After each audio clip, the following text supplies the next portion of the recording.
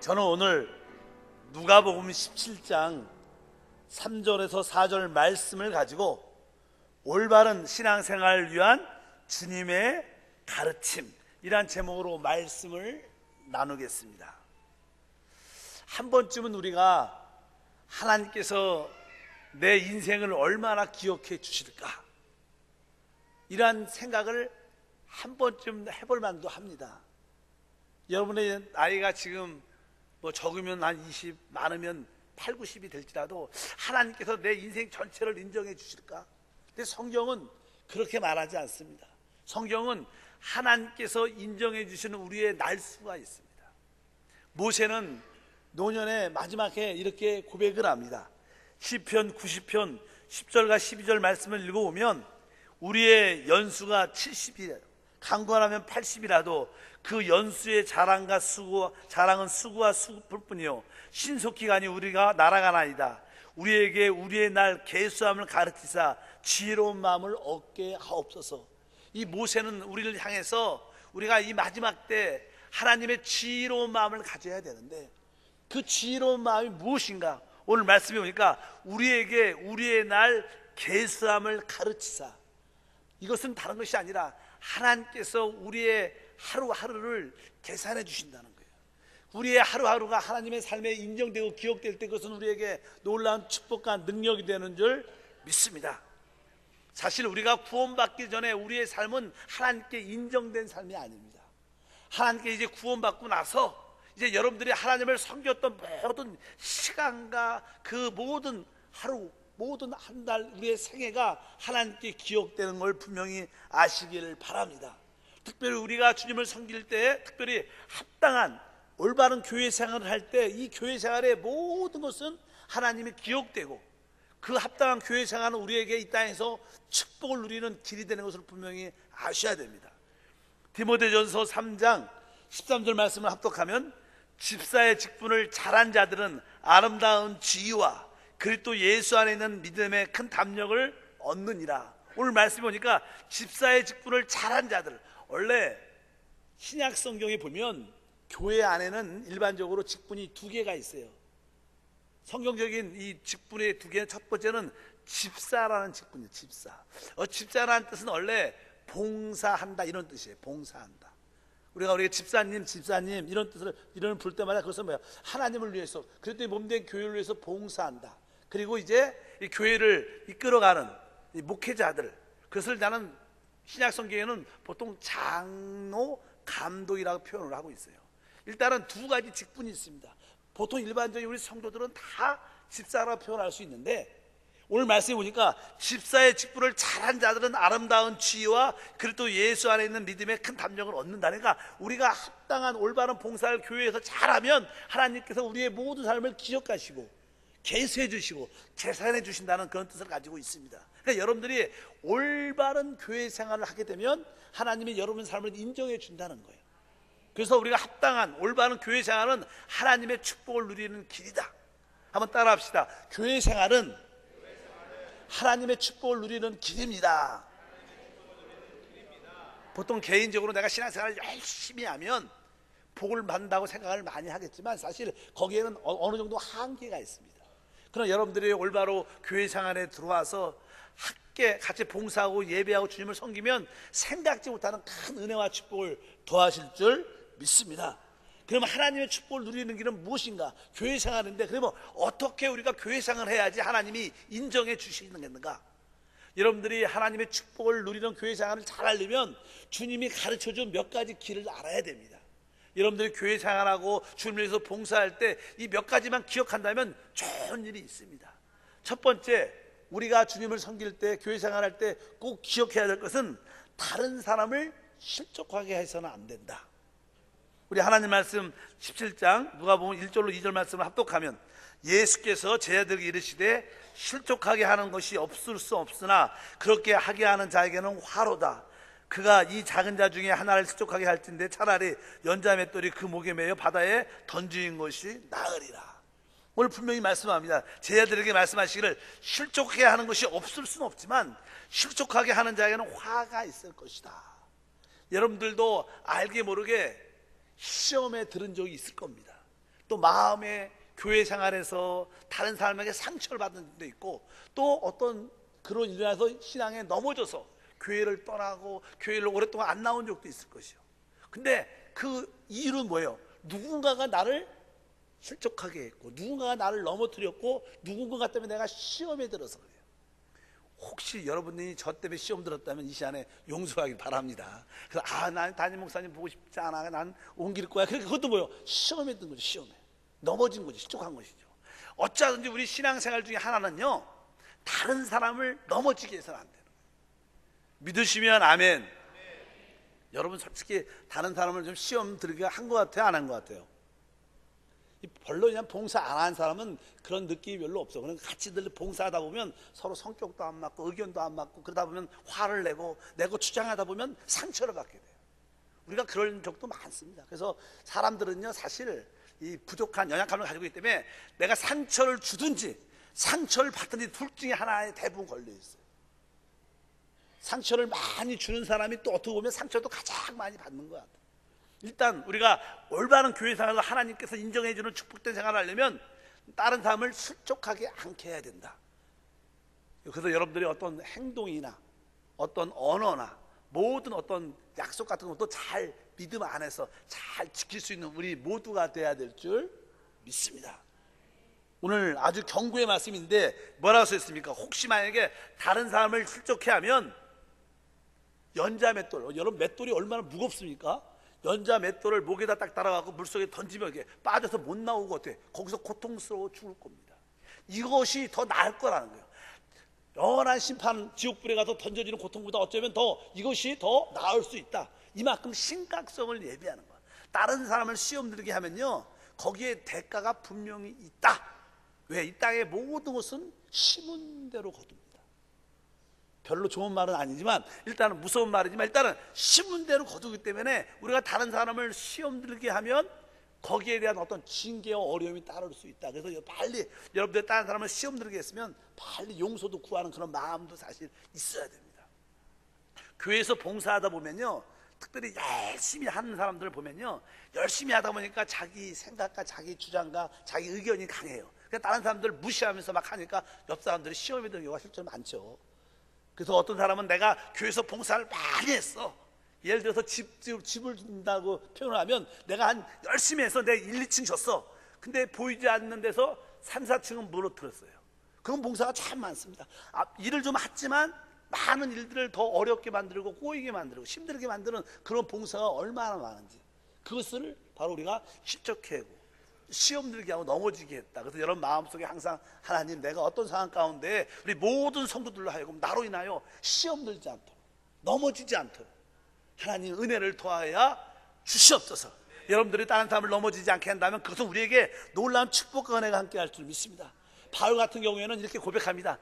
내게는 모든 것이 가하다, 자유롭다는 거예요. 그러나 모든 것이 다 좋은 건 아니라는 거예요. 왜? 자기는 나는 자유롭지만 다른 사람한테 시험에 들게 하면 난 그것을 하지 않겠다, 이런 표현을 많이 합니다. 어차피 나는 자유롭고 할 수 있지만 내 이 행동 때문에 다른 사람의 시험에 들면 안 되니까 내가 그 사람을 위해서 내가 하고 싶은 것도 내가 포기하고 그 사람을 살려야겠다. 그래서 우리 합당한 믿음의 생활은요, 다른 사람을 온전하게 하고 보호하고 지켜주는 생활입니다.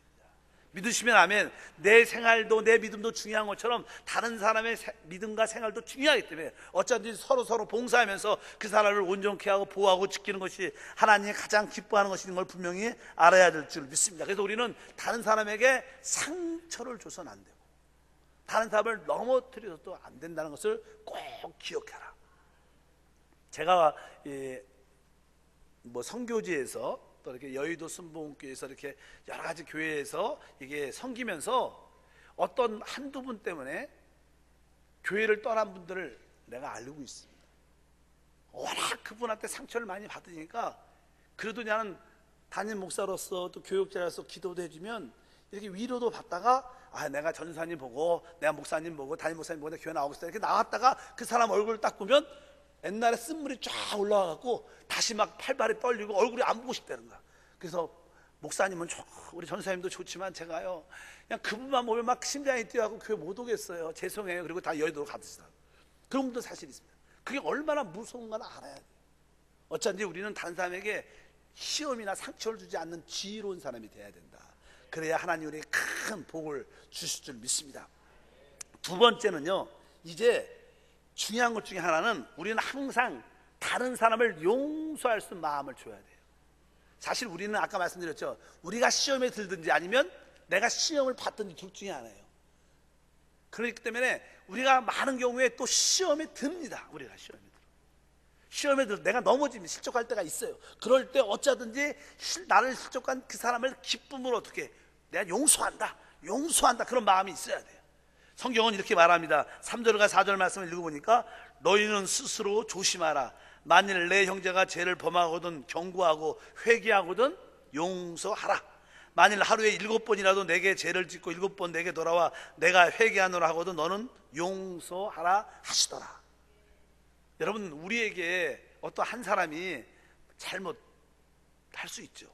근데 그것을 한두 번까지는 할 수 있어요. 3번까지 할 수 있어요. 근데 하루에 설사 7번이라도 반복하면서 또 잘못했다고 또 회개하고 또 용서해달라고 하고 또 잘못하고 또 저러면 그럴지라도 끝까지 어떻게 해요? 용서하라는 거예요. 여러분, 교회 생활에서 다른 사람을 용서하는 건 진짜 중요한 것입니다. 왜? 사람들이 하나님의 축복을 받도록 사람은 창조됐어요. 하나님의 놀라운 축복은요, 우리 마음속 깊은 곳에서 이렇게 안에서부터 흘러나오는 게 하나님의 축복의 원리인 줄 믿습니다. 마귀는요, 밖에서부터 잠깐만 우리를 억압합니다. 그러나 하나님의 축복은 우리 깊은 우리 심령에서부터 생수의 축복이 흘러나오는 거예요. 우리 안에서 흘러나오려면 통로가 막혀서는 안 되는 거예요. 근데 우리의 가장 깊은 곳에 축복의 역사는 마음에 둘러싸여 있었어요. 그래서 마음이 상처를 받으면 축복의 통로가 막히는 겁니다. 그래서 여러분들이 무릇 지킬 만한 것보다 더욱 내 마음을 지키라. 그러니까 마음에 여러분들이 상처가 있으면 절대로 하나님의 축복이 흘러나오지 않아요. 그러니까 우리 주님은 여러분이 축복받기를 원하시는 거예요. 그러니까 여러분 용서를 안 하면 축복을 하나님이 주고 싶어도 줄 수가 없는 거예요. 체험하게 해도 체험할 수 없는 거예요. 그래서 어떻게 용서하라는 거예요. 왜 용서해요? 누굴 위해서? 사실은 우리한테 잘못한 사람 때문에 용서하는 게 아니라 내 자신의 축복을 위해서라도 용서를 해야 돼요. 믿으시면 아멘. 우리가 많은 사람들이 질병으로, 신경성 병으로 많은 어려움 가운데 갔습니다. 병원에 가도 잘 몰라. 또 약을 먹어도 일시적으로 좋아지지만 치유가 안 돼. 그런 병들이 많아요. 왜? 우리 안에 미움이란 요소가 딱 있으면요, 병이 안 낫습니다. 그 미움을 버리고 용서할 때 많은 병이 치유됩니다. 믿으시면 아멘. 한번 여러분 테스트 해보시기 바랍니다. 내 이 질병이 왜 안 떠나냐? 오랫동안 기도도 했는데 진짜 여러분 마음속에 누군가 미워하는 마음. 왜 미워합니까? 그분이 나를 시험 들게 했으니까, 상처를 줬으니까 미운 거죠. 근데 그걸 용서하지 않으면 역사가 나타나지 않기 때문에 주님께서 하루에 7번이라도 회개하면 그냥 용서해 줘라, 주님의 말씀인 줄 믿습니다. 그래서 용서하지 못하는 마음 배후에는 마귀가 있어요. 마귀의 역사를 이기기를 축복합니다. 용서하는 자는 성령의 역사를 체험하게 될 줄 믿습니다. 그래서 주님께서 우리가 그때 기도할 때도 아주 중요하게 가르치는 요소가 있어요. 우리 주기도본에 보면 마태복음 6장 12절과 13절 읽어볼까요? 우리가 우리에게 죄진 자를 사하여 준 것 같이 우리 죄를 사하여 주시옵고 우리를 시험에 들게 하지 마시옵고, 이렇게 써 있어요. 그러니까 먼저 우리에게 죄진 자를 사하여 준다는 것은 용서하라는 뜻입니다. 먼저 우리에게 죄진 자, 우리에게 상처를 준 자, 내가 상처를 준 그 사람들을 먼저 이렇게 용서하라. 그리고 나서 13절에 우리를 시험에 들지 않게. 왜? 시험을 주는 자가 이 땅에 있다는 거예요. 여러분, 마귀의 이름 중에 하나가 뭔지 아십니까? 시험을 주는 자입니다. 그러니까 마귀한테 붙잡히면 시험에 들게 돼 있어요. 여러분들이 상처를 받았다, 사실은 마귀의 역사에 속았다는 뜻입니다.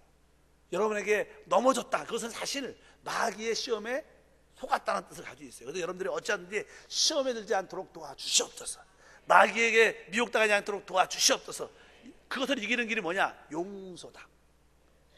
서로 여러분 자신도 용서하고 나에게 상처 준 사람을 용서하게 주님을 축복합니다. 그러면 교회 생활도 잘 이루어지고 이 교회 생활에서 하나님의 축복과 은혜가 함께 할 줄 믿습니다. 한번 따라합니다. 나를 용서하고 상처 줄 그 사람도 용서합니다. 여러분들이 기도할 때마다 그런 기도, 하나님, 나도 하나님 안에서 용서하고 나에게 상처 준 그 사람도 용서합니다.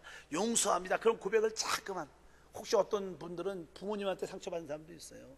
어떤 분들은 대부분 남편에게 또 아내에게 이렇게 친구에게 그럴 때 진심으로 용서하면요 생명수강이 흘러나오는 놀라운 축복과 은혜가 함께할 줄 믿습니다.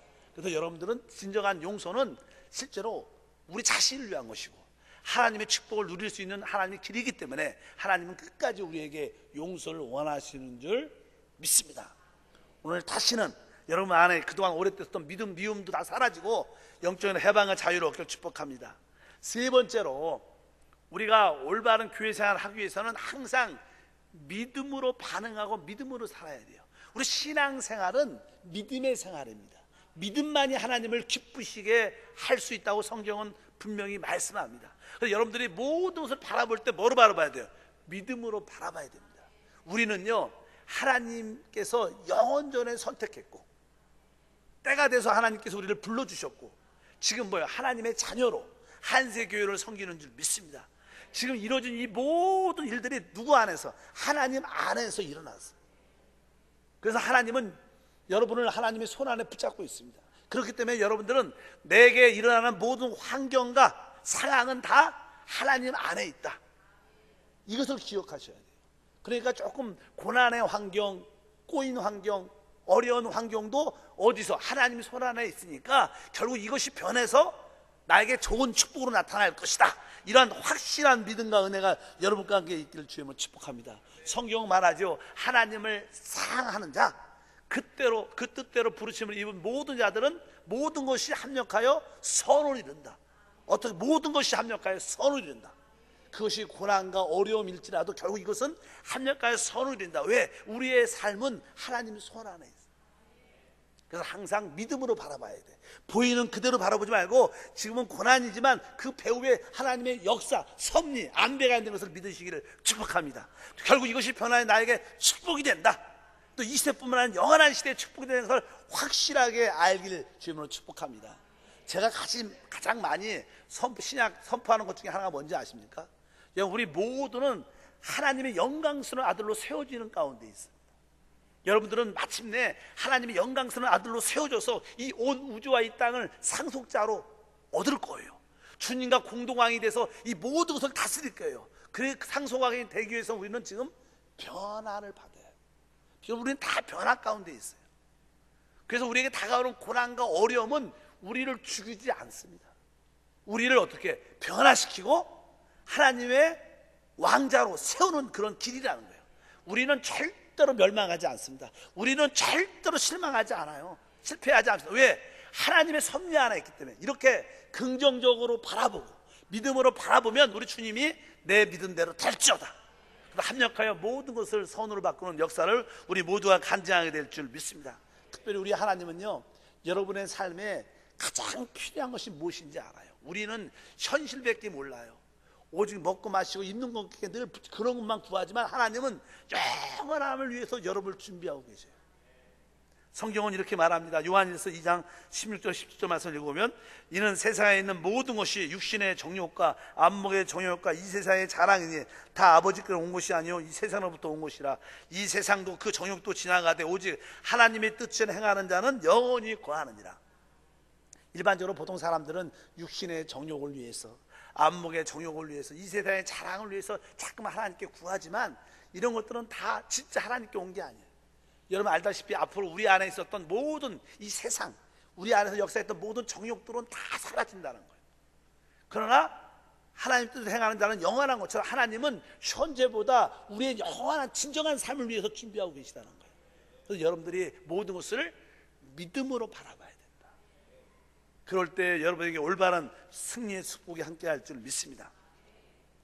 네 번째는요, 우리가 교회 생활할 때 우리는 두 가지 신분이 있습니다. 하나는요 하나님의 자녀, 아들이라는 신분이 있어요.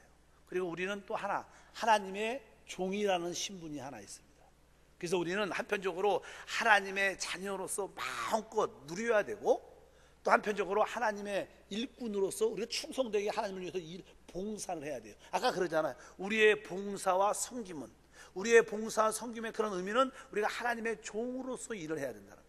또 한편 우리는 하나님의 자녀지요. 하나님의 자녀라는 것은 생명적인 관계입니다. 여러분들이 부모님의 생명을 얻었기 때문에 부모님의 자녀입니다. 마찬가지로 우리는 하나님의 생명, 영생을 가졌기 때문에 하나님의 자녀고 하나님의 아들입니다. 그 하나님의 아들의 모든 권세와 능력을 누립니다. 그러나 한편적으로 우리는 또 후속받은, 주님이 우리의 주인이시고 우리는 그의 종이다. 그래서 우리는 주님을 섬겨야 됩니다. 근데 우리가 주님께 봉사하고 섬길 때 우리는 올바른 자세가 있어요. 바로 우리가 주님의 종, 주님, 우리가 예수님을 주인이라고 말하는데, 우리가 종으로서의 마음의 자세는 7절부터 9절 17장 누가복음 한번 다 같이 읽어보면, 너희 중 누구에게 밭을 갈거나 양을 치거나 하는 종이 있어 밭에서 돌아오면 그더러 곧 와서 앉아서 먹으라 말할 자가 있느냐? 도리어 그더러 내 먹을 것을 준비하고 띠를 띠고 내가 먹을 마시는 동안에 수종 들고 너는 그 위에 먹고 마시라 하지 않겠느냐? 명한대로 하였다고 종에게 감사하겠는가? 여러분, 지금은 안 그렇지만 옛날에는 종의 제도가 있었어요. 그래서 이 종을 하나의 물건처럼 어떤 주인들이 사고 팔고 했어요. 그래서 그 시대는요, 종들은 무조건 원하든 원치 않던 종의 신분이기 때문에 주인이 명하는 대로 사고 팔고 모든 걸 다 할 수 있었어요. 그래서 그에게 어떤 일을 시키면 종은 당연하게 주인한테 너 수고했다 이런 소리를 들을 기회를 갖지 않습니다. 또 그런 기대도 하지 않습니다. 주인이 와서 종에게 너 농사 짓고 땅도 파고 와. 그럼 갔다 왔으면 또 와오면 너 이번에 다른 일을 해. 그럼 또 가는 겁니다. 종은 그런 일이에요. 마찬가지로 우리가 하나님을 섬길 때는요, 종의 그런 마음의 자세가 있어야 돼요. 여러분들은 기억해야 됩니다. 우리는 영원한 마귀의 종이었었는데 주 예수의 은혜로 하나님의, 주님의 종이 된 줄 믿습니다. 그래서 이제 우리는 주님을 섬기는 자가 돼야 돼요. 우리가 주님을 섬길 때마다 우리 마음에 중요한 자세가 있어야 되는데 그것은 다른 것이 아닙니다. 바로 내가 주님을 섬기는 것이 최고의 은혜구나, 최고의 축복이구나. 그렇지 않으면 우리가 마귀의 종이 되어서 영원한 멸망 가운데 있는데 내가 주님의 종이 되어서 주님을 섬길 수 있는 것이 최고의 영광이구나, 그것을 기쁨으로 감사하는 마음이 있어야 돼요. 다윗은 내가 하나님의 궁전에 문지기를 있는 것이 축복이다 이렇게 고백을 한 그런 시편의 말씀이 기록되어 있습니다. 시편 84편 10절을 한번 읽어볼까요? 주의 궁정에서의 한날이 다른 곳의 첫날보다 나은즉 악인의 장막에 사는 것보다 내 하나님의 성전에 문지기로 있는 것이 좋사오니. 하나님 성전에는 많은 지위와 어떤 높은 자리들도 많지만 가장 어떻게 보면 안 좋은 자리가 하나가 어떻게 보면 문지기입니다. 가장 하찮고 가장 힘들고 가장 밖에 있는 일이지만 이 다윗 같은 경우에는 내가 하나님의 궁전에서 문지기만 해도 내가 감사한다. 여러분들이 하나님의 일꾼으로 하나님을 섬길 수 있는 일만 해도 여러분들에게 뭐가 있어야 돼요? 감사가 있어야 돼요. 내가 이렇게 열심히 했는데, 특별히 교회에서 특별히 기억해야 돼요. 교회에서 내가 이렇게 열심히 했는데, 내가 창립 멤버인데, 내가 언제부터 교회를 다녔는데 얼마나 수고했는데 나를 인정도 안 하고 말이야. 어떤 목사님이 그럴 수가 있냐. 이렇게 종종 실수하시는 분이 있어. 그렇게 오늘 뭐라 그래요? 절대로 그렇게 해서 안 된다. 우리는 무익한 종, 내가 수고하고 열심히 다 해도 이것은 하나님의 은혜로 한 겁니다. 하나님의 사랑 때문에 이걸 한 것입니다. 나는 진짜 감사합니다. 하나님이 저를 사용해 주셔서 감사합니다. 이렇게 항상 이렇게 그런 마음의 자세 우리가 가질 필요가 있다. 알다시피 사도 바울은 아주 하나님께 놀라운 능력 가운데 쓰임만 분이야. 그러나 그도 한때는 하나님을 반대하고 믿는 교회를 핍박하고 잔해했던 아주 악한 사람이었습니다. 근데 그가 구원받아서 하나님을 위해서 일했기 때문에 그는 자기 자신을 압니다. 그래서 항상 그의 고백은요, 나 된 것은 오직 하나님의 은혜다. 우리 고린도전서 15장 10절 읽어보니까 그러나 내가 나 된 것은 하나님의 은혜로 된 것이니 내게 주신 그 은혜가 헛되지 아니하며 내가 모든 사도보다 더 많이 수고하였으나 내가 한 것이 아니요 오직 나와 함께 하신 하나님의 은혜로다. 그가 어떤 누구보다 수고와 열심히 있었지만 그것은 내 자랑이 아니요 하나님의 은혜로 이루어진, 내가 하나님을 할 수 있는 이 일이 너무나 나는 행복하고 기쁩니다. 나를 사용해 주셔서 감사합니다. 이런 마음을 가졌다는 거예요. 사실 우리가 하나님께 쓰임받는 것은 축복입니다. 근데 교회 안에서도요, 어떤 분들은 아주 반짝 1, 2년 열심히 쓰임받다가 나중에는 이름조차 기억되지 않는 분들이 많습니다. 왜? 그런 분들은 자기의 이름을 자랑하는 거예요. 내 이름을, 내가 열심히 했던 내 공로를. 이런 사람들은 결코 오래 가지 않습니다. 그러나 이렇게 나는 무익한 종입니다, 내가 이렇게 열심히 했지만 그건 내 힘도 아니고요, 하나님이 도와주셔서 나는 이렇게 봉사할 수 있는 기회를 주신 하나님께 나는 진심으로 감사합니다. 이렇게 늘 겸손하고 다친 마음으로 다른 사람을 높이고 세워주는 이런 것이 진짜 교회 생활이다. 이런 자들의 모든 봉사 하나님이 기억해 주신다고 분명히 말씀할 줄 믿습니다. 여러분들이 여러분 심령 깊은 곳에 나는 진짜 무익한 종이라고 고백할 때 여러분 끝까지 쓰임받을 수 있어요. 하나님이 끝까지 여러분을 지켜주십니다. 그럴 때 하나님의 영광을 우리 모두가 체험될 줄 믿습니다. 이제 마지막으로 우리가 올바른 교회 생활을 하려면요, 여러분들에게 항상 감사의 표현이 있어야 돼요. 무슨 표현이요? 감사의 표현. 왜냐하면 오늘 17장에 11절부터 쭉 보면요, 예수님께서 이제 지나가시는데 10명의 나병 환자가 예수 앞에 나왔어요. 문둥병이죠. 그런 환자가 나와서 예수님께 주님 우리를 고쳐주시옵소서. 그러니까 주님께서 네 몸을 제사장들에게 보여라. 그들이 그 주님의 말씀을 믿고 가다가 깨끗이 치유를 다 받았어요, 10명이. 그러니까 너무나 그들이 가다가 치유받으니까 놀래갖고 기쁘어도 했지만 그 중에 한 명이 너무나 그 은혜께 감사해서 하나님께 영광 돌리고 예수님께 다시 돌아가서 다시 예수님께 찾아가서 주여 감사합니다, 내가 이렇게 치유받았어도 감사합니다, 그렇게 고백을 합니다. 10명 중에서 한 명만 돌아와서 예수님께 감사하는 그런 내용들이 기록되어 있습니다. 성경은 이렇게 기록합니다. 15절부터 19절 읽어보니까 그 중에 한 사람이 자기에게 나은 것을 보고 큰 소리로 하나님께 영광을 돌리며 돌아와 예수의 발 앞에 엎드려 감사하니 그는 사마리아 사람이라. 예수께서 대답하여 이르시되 10사람이 다 깨끗함을 받지 아니하였느냐? 그 9은 어디 있느냐? 이 이방 외에 하나님께 영광을 돌려 돌아온 자가 없느냐 하시고 그에게 이르시되 일어나 가라, 내 믿음이 너를 구원하였느니라 하시더라. 10명이 치유를 다 받았는데 그 중에 사마리아 한 사람만 예수님께 돌아와서 성경에 보니까 엎드려 감사했다. 여기서 감사했다는 것은요, 우리가 감사할 때는 입술로만 하는 게 아니라 귀한 어떤 예물을 하나님께 드렸다, 이런 표시가 여기 기록되어 있어요. 사실은 그런 뜻이 포함되어 있습니다. 하나님께 감사의 예물을 드렸다. 여러분, 우리의 모든 신앙생활은 하나님께 감사할 수 있어야 돼요. 믿으시면 아멘. 그럴 때 구원이 완전해지는 겁니다. 많은 사람들에게 감사가 부족해요. 왜 자꾸만 상대적인 비교를 하니까 좀 손해본 것 같고 억울한 것 같고 아직 채워지지 않은 것 같아요.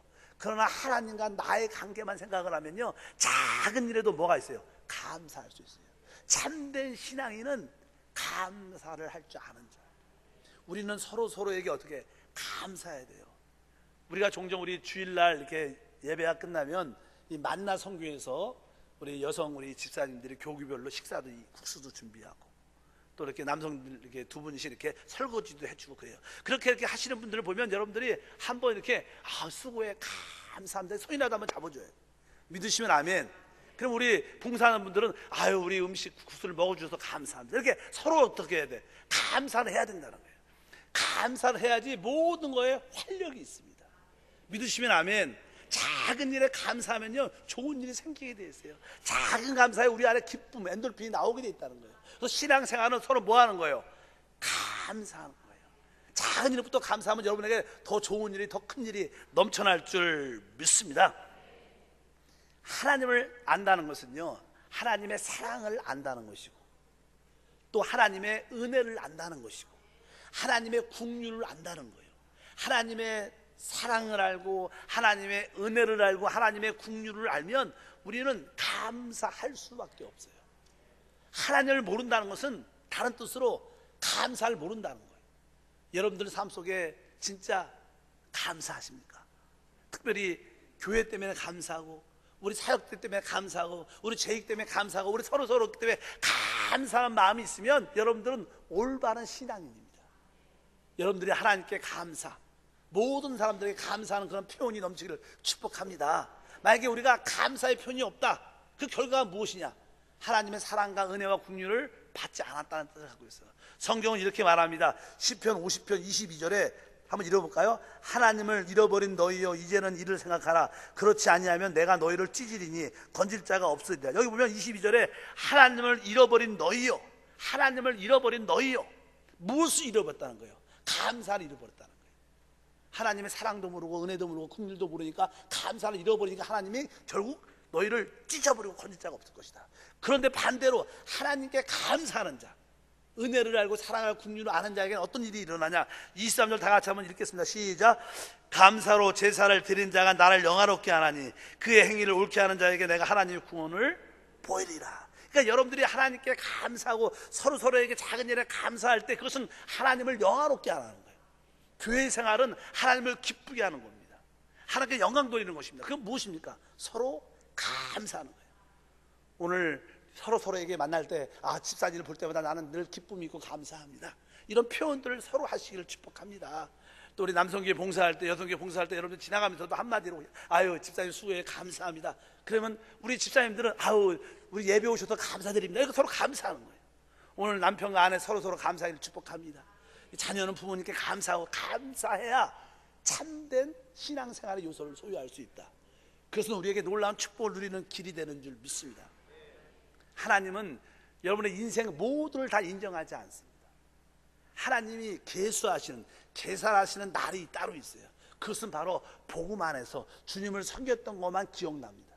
기억하실 겁니다. 그래서 여러분들이 지금부터라도 하나님 나의 모든 삶이 다 인정될 수 있도록 내가 오늘 말씀에 있는 것처럼 다른 사람을 시험 들지 않게 하게 하고, 또 시험 들어도 내 그 사람을 용서하게 도와주시고, 항상 믿음으로 살게 도와주시고, 내가 봉사와 일을 열심히 해도 나는 부족하고 무익한 종이라는 그런 자세를 갖게 도와주시고, 만나는 모든 자들에게 진정으로 감사하는 자세가 되게 도와주시옵소서. 이런 삶이 이루어지면 여러분 사람은 다 연락될 것이고 거기에 상응하는 놀라운 축복과 은혜가 우리 가운데 충만할 줄 믿습니다.